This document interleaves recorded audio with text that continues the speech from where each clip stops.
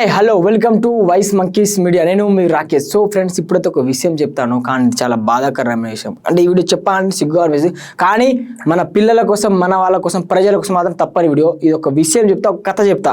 ఈ కథ ఏంటంటే తెలుసుకోవాలంటే ఈ వీడియో చూడండి తప్పకుండా. సో ఫ్రెండ్స్, తెలిసిందే కదా, వరంగల్ జిల్లా నెక్కొండ మండలంలోని ఒక అంబేద్కర్ సెంటర్ ఉంటుంది. ఆ సెంటర్లో ఒక ఐస్ క్రీమ్ బండి ఉంది, బాలాజీ ఐస్ క్రీమ్ బండి. అక్కడ ఒక వ్యక్తి, ఐస్ క్రీమ్ అమ్మే వ్యక్తి పట్ట పగలే మాస్టర్ బెట్టింగ్ చేసుకొని అది కూడా దేంట్లో కలిపిండంటే అది కూడా ఐస్ క్రీమ్లో కలిపి మొత్తం మిక్స్ చేసి అమ్ముతున్నాడు. అక్కడే దగ్గరలో ఒక వ్యక్తి చూసి ఏం చేస్తున్నావు నువ్వు అని అడిగితే ఆయన దొరికిపోయాడు. ఆయన పోలీసులను వెంటనే పిలవడం జరిగింది. ఆయన అట్లా అంటే ఎప్పటి నుంచో చాలా సంవత్సరాలుగా రోజు ఇలా చేస్తూ అలా అమ్మడం జరిగింది.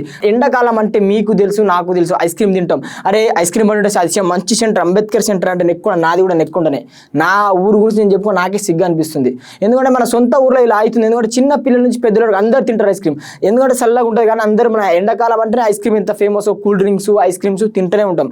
కానీ ఆ కొడుకు అలా చేయడం మాత్రం చాలా తప్పు. వాడు కూడా బిహారోడు, ఐస్ క్రీమ్ అమ్మేటోడు బిహారోడు అట్లా చేసుకుంటే అది కలిపి తింటే చిన్న పిల్లలు, పెద్దలు అందరు తింటారు. అంత గలీజ్ని తింటున్నాం.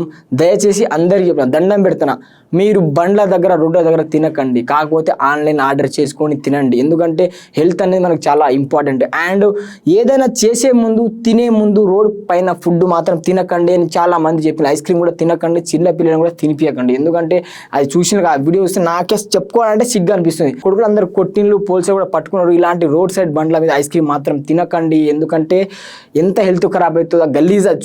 వీడియో చెప్పాలంటే నాకు సిగ్గు అనిపిస్తుంది. జర చూసుకోండి, ఇలాంటి ఘటన మరోసారి కాకుండా చేసుకోండి. అండ్ ఐస్ క్రీమ్ మీద కూడా ఒక్కసారి ఫోకస్ చేయాలి డాక్టర్లు.